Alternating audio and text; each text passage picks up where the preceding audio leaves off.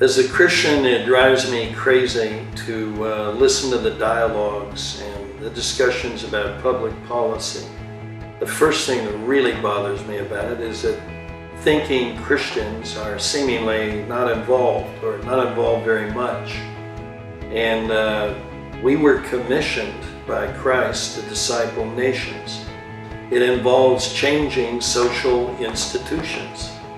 And in order to change social institutions, you have to understand the way they operate, the way they think. Public policy, or transforming nations or discipling nations, is something that takes place on multiple levels.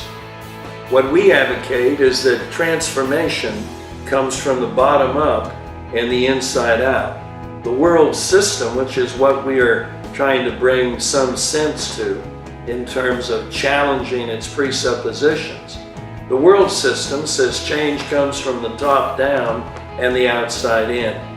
And that's why we have so little transformation and so many problems. Jesus said, firstly, you must be born again.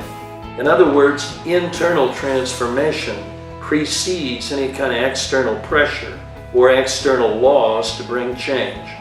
You can't change the nature of human beings through external pressure. You can modify it like you stake a tree and you force it to do something for a while. But as soon as you remove the stakes, the tree is going to be what the tree is.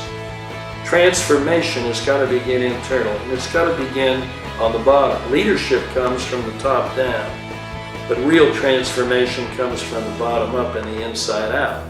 So what we bring to public policy is, first of all, a thorough analysis of all the verses, and with many experts, we've gone through the scriptures, and we literally have all the scriptures that we see that speak to public policy on any level.